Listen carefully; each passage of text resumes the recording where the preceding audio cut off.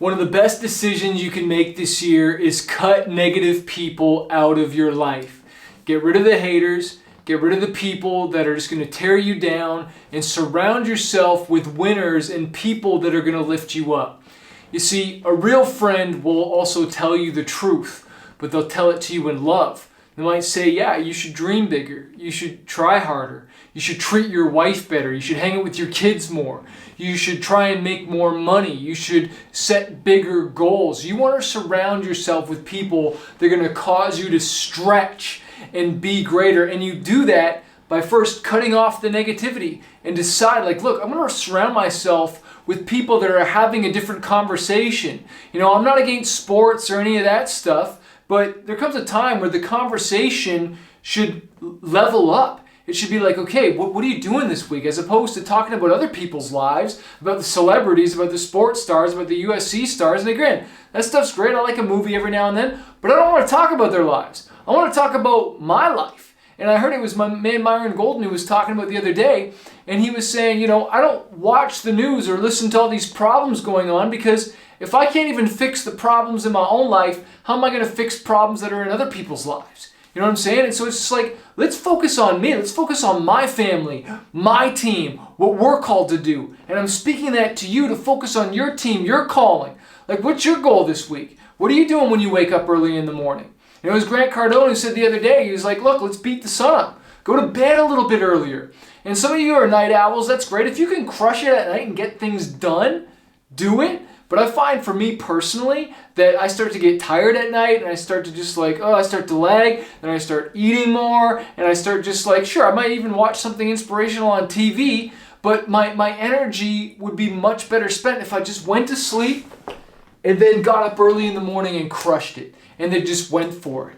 But that all starts, you know, with your network. You know, if you're hanging out with other people that, you know, are waking up early, that are exercising, that are setting their goals, that are trying to make more money, trying to change their family tree, as opposed to dudes that are just drinking, smoking, just living for the weekend, just so that they can party. They're not passionate about their work, they're not passionate about life. You know, you're going to get dragged down with that. I'm sorry, but whoever you surround yourself with, you will start to pick up their habits. You will start to talk like them, with their slang. You will start to spend money like them. And you definitely don't want to talk like them. You don't want to have habits like them. And you definitely don't want to spend money like them because they're broke. And you know it. So you want to start surrounding yourself with other people. And that starts by maybe listening to podcasts. Start going to seminars. Get yourself in a positive mentorship group. You know, maybe plugged into a men's group, a women's group. You know, real estate group. Someone who's, you know, high achievers group. And these can be found online in Facebook groups. And then you find out and you meet people and you're like, oh, dang, you live in my area. I was in a mastermind for those that create audiobooks and stuff like that as a passive income stream.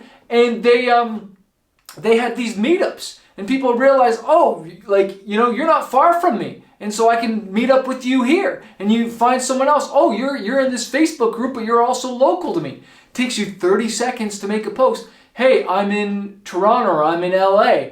Does anyone live close here? I'd love to meet up. And you start building this mastermind of like-minded people that are chasing after the same things you are.